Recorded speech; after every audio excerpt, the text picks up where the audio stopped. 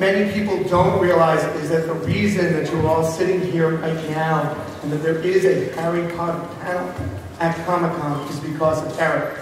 It was Eric's vision. Eric's the one who pushed it. Eric's the one who worked hard. Eric loved Comic-Con. He worked here for a number of years before there was a Harry Potter panel, mostly helping disably challenged people enjoy the show.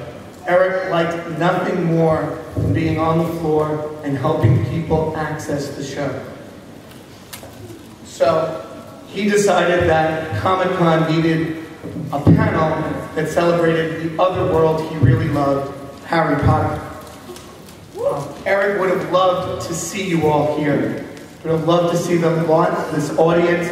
Would have loved to have been part of this discussion, especially as we talk about Emma Watson as Hermione. Those of you who know Eric. So, unfortunately, Eric passed. So this panel is somewhat dedicated to him. So sit back and enjoy another spirited Harry Potter fandom discussion, and think of Eric, and thank you.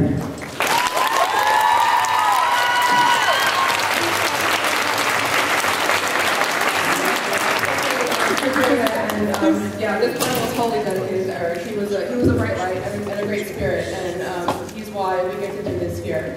And we miss him very, very much. But it was so wonderful to imagine what he would have felt like on Saturday, yesterday, watching the Harry Potter footage in Hall H, the Great Hall of Comic-Con. I guarantee you we still would not have stopped talking about it. So, without further ado, let me introduce to you our panel of Harry Potter fandom experts here. My name is Melissa Anelli. I run the Leaky Cauldron.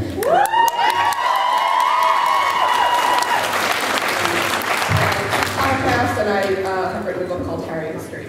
There's a sign by the way, downstairs. I'll tell you about that later. To my left is Andrew Sims.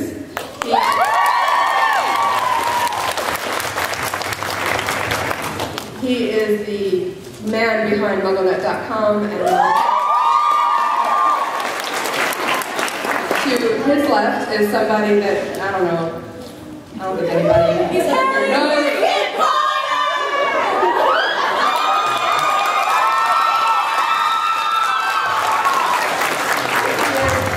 Darren Criss, the lead in a Harry Potter musical and the smash sequel of Harry Potter's sequel.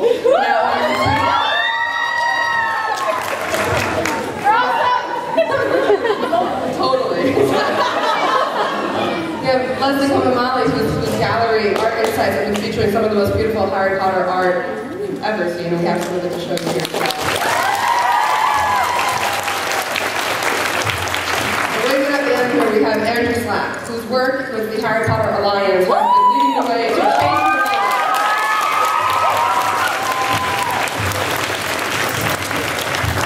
And so, we are all here to talk to you about the Harry Potter phenomenon, the fandom, and what's going to happen once those final words, all is well, are represented in film to us next summer.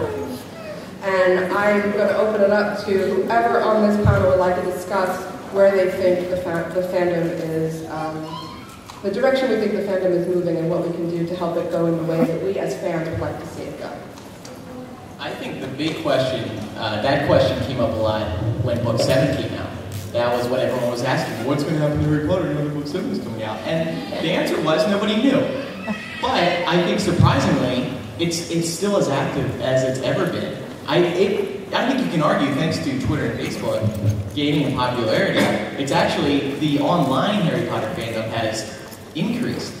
I mean, if you just look at how, like, say when the trailer came out a couple weeks ago, it was a Twitter trend. Everybody was talking about it. Everyone was hyped up about it. So, where it's going to go after movie 7 comes out, part 2, it's hard to say, but it reminds me of when Book 7 came out. Everyone was like, it's over, but it wasn't. Well, I was going to say, I mean, there's a lot of generated content that happens after anything is sort of over. I mean, even before the Star Wars prequels were even sort of a glimmer in anybody's eye. There was a big chunk of time where, a lot of fiction was created through novels. If people here are familiar with a lot of the Star Wars fiction, whether it be fan fiction or published fiction. and things just happen. I mean, people take these ideas and these characters that they know and love, and they find a way to keep them alive. I mean, even Lord of the Rings, which has been around far longer, still has a way of finding its way back into the culture through just all kinds of, conventions and creative things. So I'm not too worried. I think certainly, Star Kids musicals coming out in 2009 was a rise and a bump and a fever swell in fandom that we did not anticipate. I didn't anticipate it.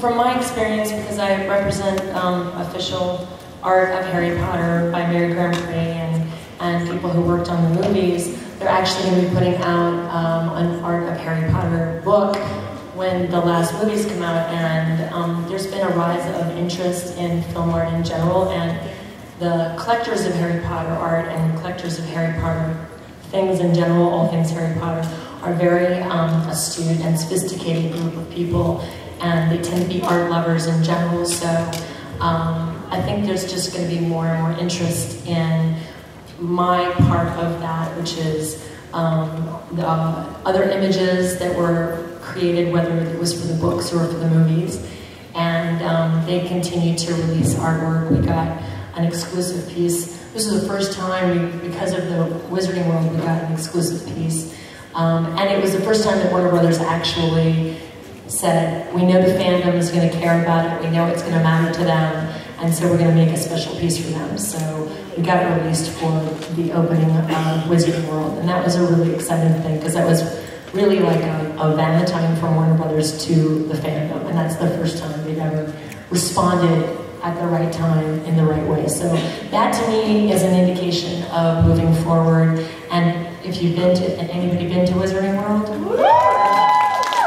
I was just there. It's incredible. The quality and it's just so, the quality of the entire space is so high and beautiful, and they have a very vested interest in keeping the quality up and in keeping people coming there. So I think that's going to be a really good sign of things to come, and keeping the franchise and the interest in it. And it's books that people love and continue to read. So I think it's only going to be, there's going to be more interest, not less. And it's more and more people are going to understand and appreciate the stories and the impact of the characters of the stories and what they have in their lives. Ultimately, we have had, in this community, celebrating the story of Harry Potter, some of the most original things have come out of that, whether it has been art or fan fiction or an entire phenomenon of music, or the Harry Potter lines, which takes the books and gives us the opportunity to be the heroes that we dreamt of being, some of you since you were 4, 5, 6 years old, in the world, because it's without a doubt that our world also is going through dark and difficult times.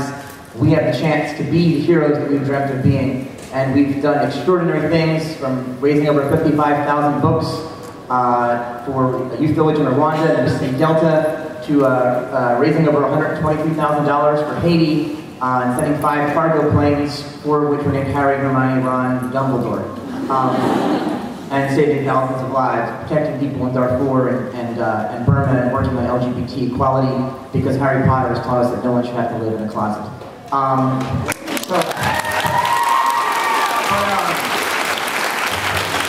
ultimately I'd say that yes, the books yes, the books are going to stay relevant. They always will be relevant. I had like thousands of the amount of fangirls. Okay. But in this room, there are people here who are fans, but who have yet to show your light in creating, and we need more of you. So we need more of that, and beyond that, a model of Lord of the Rings or Harry Potter in the final Battle of Hogwarts is looking at the alliances that were formed at the end with different groups. The Harry Potter Alliance is about to say, look, our model of activism works. We can do so much. So we're going to start uniting other fan communities, because we all love stories with similar messages that teach about the power of love against the power of fear and all that stuff. And thanks to you all, well, many of you, we were just awarded $250,000.